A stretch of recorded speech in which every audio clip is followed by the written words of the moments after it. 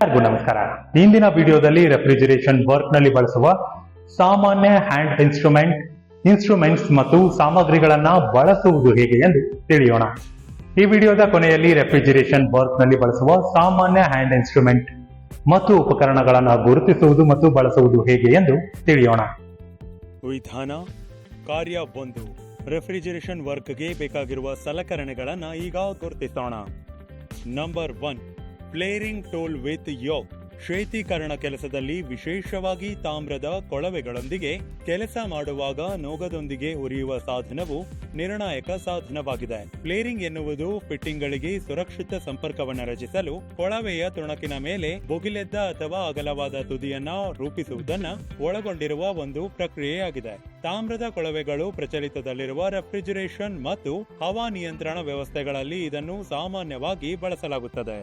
Number 2, tube cutter. ಹೆಚ್ಚಿನ refrigeration ಕೆಲಸದಲ್ಲಿ ಸಣ್ಣ ವ್ಯಾಸದ ಅನೆಲ್ಡ್ ಮೃದು ತಾಮ್ರದ ಕೊಳವೆಗಳನ್ನು ಬಳಸಲಾಗುತ್ತದೆ.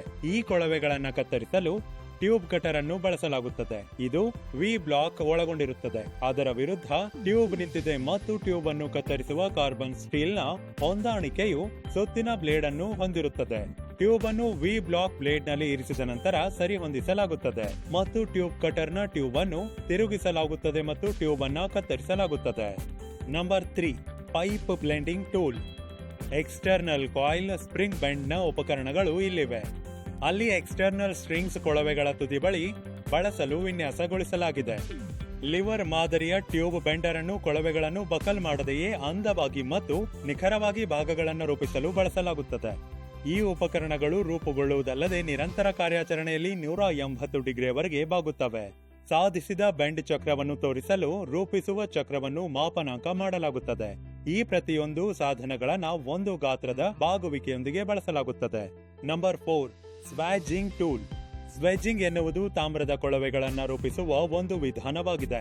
ಆದ್ದರಿಂದ ಕಾರ್ಯಾಚರಣೆಯನ್ನ ಪಂಚ್ ಪ್ರಕಾರ ಅಥವಾ ಸ್ಕ್ರೂ ಪ್ರಕಾರದ ಸ್ವೆಜ್ಜಿಂಗ್ ಉಪಕರಣದೊಂದಿಗೆ ಸಾಧಿಸಲಾಗುತ್ತದೆ. ಟ್ಯೂಬ್ಗಳನ್ನು ಫ್ಲೇರಿಂಗ್ ಬ್ಲಾಕ್ಗೆ ಜೋಡಿಸಲಾಗಿದೆ ಮತ್ತು ವಿಶೇಷವಾಗಿ ವಿನ್ಯಾಸಗೊಳಿಸಿದ ಪಂಚ್ ಅನ್ನು ಕೊಳವೆಗಳಿಗೆ ಹೊಡೆಯಲಾಗುತ್ತದೆ. ಸ್ವೆಜ್ಜಿಂಗ್ ಅಥವಾ ಅಂತ್ಯವನ್ನ ವಿತರಿಸುತ್ತದೆ. ಆದ್ದರಿಂದ ಇದು ಮತ್ತೊಂದು ತುಂಡು ಕೊಳವೆಯ ಕೊನೆಯಲ್ಲಿ ಹೊಂದಿಕೊಳ್ಳುತ್ತದೆ. Number 5, pinching tool. ತಾಮ್ರದ ಕೊಳವೆಗಳ ವ್ಯಾಸವನ್ನ ಮುಚ್ಚಲು ಅಥವಾ ಸೀಲ್ ಮಾಡಲು ಇದನ್ನ ಬಳಸಲಾಗುತ್ತದೆ. ಇದು ವಿವಿಧ ಗಾತ್ರದ ದವಡೆಗಳು ಮತ್ತು ರಂಧ್ರಗಳನ್ನು ರೂಪಿಸುವ 2 ಬಾರ್ಗಳನ್ನು ಒಳಗೊಂಡಿರುತ್ತದೆ ಮತ್ತು ನಟ್ಗಳು ಮತ್ತು ಬೋಲ್ಟ್ಗಳನ್ನು ಬಳಸಿ ಒಟ್ಟಿಗೆ ಜೋಡಿಸಲಾಗುತ್ತದೆ. ಟ್ಯೂಬ್ 2 ಜಾಗಳಿಂದ ಸೆಟೆದುಕೊಂಡಿದೆ.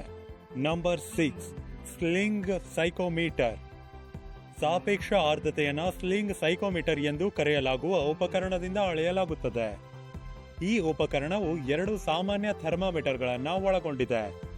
ಸರಪಳಿಯಿಂದ ಜೋಡಿಸಲಾದ ಚೌಕಟ್ಟಿನಲ್ಲಿ ಸುರಕ್ಷಿತವಾಗಿ ಜೋಡಿಸಲಾಗಿದೆ. ಈ ಸರಪಳಿಯ ಮೂಲಕ ಉಪಕರಣವನ್ನು ವೇಗವಾಗಿ ಸುತ್ತುವಂತೆ ಮಾಡಬಹುದು. ಇದರಿಂದ ಅದು ಗರಿಷ್ಠ ಪ್ರಮಾಣದ ಗಾಳಿಯೊಂದಿಗೆ ಸಂಪರ್ಕಕ್ಕೆ ಬರುತ್ತದೆ. Number 7, leak detector.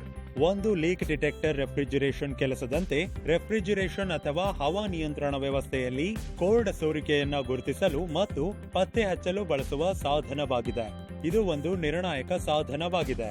ಸಿಸ್ಟಂನ ದಕ್ಷತೆಯನ್ನು ಕಾಪಾಡಿಕೊಳ್ಳಲು, ಕೋಲ್ಡ್ ಹೊರಸೂಸುವಿಕೆಯಿಂದ ಪರಿಸರ ಹಾನಿಯನ್ನ ತಡೆಗಟ್ಟಲು ಮತ್ತು ಸಲಕರಣೆಗಳ ಸುರಕ್ಷತೆಯನ್ನು ಖಚಿತಪಡಿಸಿಕೊಳ್ಳಲು ಸೋರಿಕೆಯನ್ನ ಪತ್ತೆ ಹಚ್ಚುವುದು ಮತ್ತು ಸರಿಪಡಿಸುವುದು ಅತ್ಯಗತ್ಯ. ಟಾಸ್ಕ್ 2, ರೆಫ್ರಿಜರೇಷನ್ ವರ್ಕ್ಗೆ ಬೇಕಾಗಿರುವ ಇನ್ಸ್ಟ್ರೂಮೆಂಟ್ಸ್ ಗಳನ್ನು ಈಗ ಗುರುತಿಸೋಣ. Number 1, pressure gauge. ರೆಫ್ರಿಜರೇಷನ್ ಘಟಕದಲ್ಲಿ ರೆಫ್ರಿಜರೇಷನ್ ಒತ್ತಡವನ್ನ ಪರೀಕ್ಷಿಸಲು ಇದನ್ನ ಬಳಸಲಾಗುತ್ತದೆ. ಹೆಚ್ಚಿನ ಒತ್ತಡದ ನಿರ್ವಾತ ಮತ್ತು ಸಂಯುಕ್ತ ಮಾಪಕಗಳು ಇವೆ. ಬೌರ್ಡನ್ ಟ್ಯೂಬ್ನಲ್ಲಿನ ಒತ್ತಡದ ಏರಿಕೆಯು ಅದನ್ನ ನೇರಗೊಳಿಸುವಂತೆ ಮಾಡುತ್ತದೆ. ಈ ಚಲನೆಯು ಲಿಂಕ್ ಅನ್ನು ಎಳೆಯುತ್ತದೆ.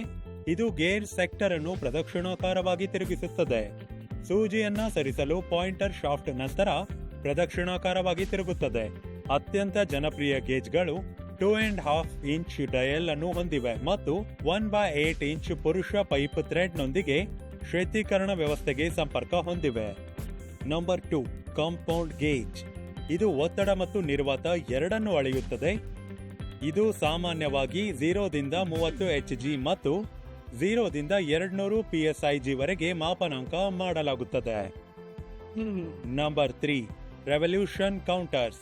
ಶಂಕುವಿನಾಕಾರದ ರಬ್ಬರ್ ಬುಷ್ನೊಂದಿಗೆ ಒದಗಿಸಲಾದ ಕೌಂಟರ್ನ ಸ್ಪಿಂಡಲ್ ಅನ್ನು ವೇಗವಾಗಿ ಅಳೆಯಲು ಯಂತ್ರದ ಶಾಫ್ಟ್ನ ಕೌಂಟರ್ ಸಂಕ್ ಭಾಗದಲ್ಲಿ ಇರಿಸಲಾಗುತ್ತದೆ. ರೆವಲ್ಯೂಷನ್ ಕೌಂಟರ್ ಅದರ ರಬ್ಬರ್ ಬ್ರಷ್ ಶಾಫ್ಟ್ನೊಂದಿಗೆ ಸಂಪರ್ಕದಲ್ಲಿರುವವರೆಗೆ ರೆವಲ್ಯೂಷನ್ ಸಂಖ್ಯೆಯನ್ನ ಎಣಿಸುತ್ತದೆ. ನಿಮಿಷಕ್ಕೆ ರೆವಲ್ಯೂಷನ್ ಅನ್ನ ಪಡೆಯಲು ಸಮಯ ಸಾಧನವನ್ನ ಹೊಂದಿರುವುದು ತುಂಬಾನೇ ಅವಶ್ಯಕವಾಗಿದೆ. ಕಾರ್ಯ 3. ಈಗ ರೆಫ್ರಿಜರೇಷನ್ ಕೆಲಸಕ್ಕೆ ಬೇಕಾಗಿರುವ ಸಾಮಗ್ರಿಗಳನ್ನ ಗುರುತಿಸೋಣ. Number 1, air compressor. ವಾಹನ ಮತ್ತು ಆಟೋ ಭಾಗಗಳನ್ನು ತೊಳೆಯುವುದು, ಗ್ರೀಸ್ ಮಾಡುವುದು ಮತ್ತು ಸ್ವಚ್ಛಗೊಳಿಸುವುದು ಮತ್ತು ಟೈರ್ಗಳನ್ನ ಉಬ್ಬಿಸುವುದು ಮುಂತಾದ ಆಟೋ ಗ್ಯಾರೇಜ್ಗಳಲ್ಲಿ ವಿವಿಧ ಉದ್ದೇಶಗಳಿಗಾಗಿ ಏರ್ ಕಂಪ್ರೆಸರ್ ಅನ್ನು ಬಳಸಲಾಗುತ್ತದೆ. ಒತ್ತಡವನ್ನ ನಿರ್ಮಿಸುವ ಮೂಲಕ ಸೋರಿಕೆಯನ್ನ ಪರೀಕ್ಷಿಸಲು, ರೆಫ್ರಿಜರೇಷನ್ ಎಸಿ ಸಿಸ್ಟಮ್ಗಳನ್ನ ಫ್ಲಶ್ ಮಾಡುವ ಮೂಲಕ ಮತ್ತು ಸಿಸ್ಟಮ್ನ ಒತ್ತಡವನ್ನು ತೆರವುಗೊಳಿಸಲು ಏರ್ ಕಂಪ್ರೆಸರ್ ಬಳಸಲಾಗುತ್ತದೆ. Number 2, vacuum pump. ಗಾಳಿಯು ವಿವಿಧ ಮಾಲಿನ್ಯಕಾರಕಗಳು ಮತ್ತು ತೇವಾಂಶವನ್ನ ಹೊಂದಿರುತ್ತದೆ. ಇದು ರೆಫ್ರಿಜರೇಷನ್ ವ್ಯವಸ್ಥೆಯಲ್ಲಿ ಇದ್ದರೆ ಐಸ್ ಫಾರ್ಮೇಷನ್, ತುಕ್ಕು ಮತ್ತು ಸಿಸ್ಟಮ್ ದಕ್ಷತೆಯನ್ನ ಕಡಿಮೆಗೊಳಿಸುವಂತಹ ಸಮಸ್ಯೆಗಳಿಗೆ ಕಾರಣವಾಗಬಹುದು. ವ್ಯವಸ್ಥೆಯನ್ನ ಸ್ಥಳಾಂತರಿಸುವುದು ಸ್ವಚ್ಛ ಮತ್ತು ಶುಷ್ಕ ವಾತಾವರಣವನ್ನು ಕಾಪಾಡಿಕೊಳ್ಳಲು ಸಹಾಯ ಮಾಡುತ್ತದೆ. ನಿರ್ವಾತ ಪಂಪ್ ಅನ್ನು ಬಳಸುವ ಪ್ರಾಥಮಿಕ ಉದ್ದೇಶವೆಂದರೆ ಶೀತೀಕರಣ ವ್ಯವಸ್ಥೆಯಿಂದ ಗಾಳಿ ಮತ್ತು ತೇವಾಂಶವನ್ನ ಸ್ಥಳಾಂತರಿಸುವುದು. ರೀಕ್ಯಾಪ್: ಈ ವಿಡಿಯೋದಲ್ಲಿ ಶೀತೀಕರಣ ಕೆಲಸದಲ್ಲಿ ಬಳಸುವ ಸಾಮಾನ್ಯ ಹ್ಯಾಂಡ್ ಇನ್ಸ್ಟ್ರೂಮೆಂಟ್ಸ್, ಉಪಕರಣಗಳು ಮತ್ತು ಸಾಮಗ್ರಿಗಳನ್ನ ಹೇಗೆ ಬಳಸುವುದು, ಗುರುತಿಸುವುದು ಎಂದು ನಾವು ಚರ್ಚಿಸಿದ್ದೇವೆ.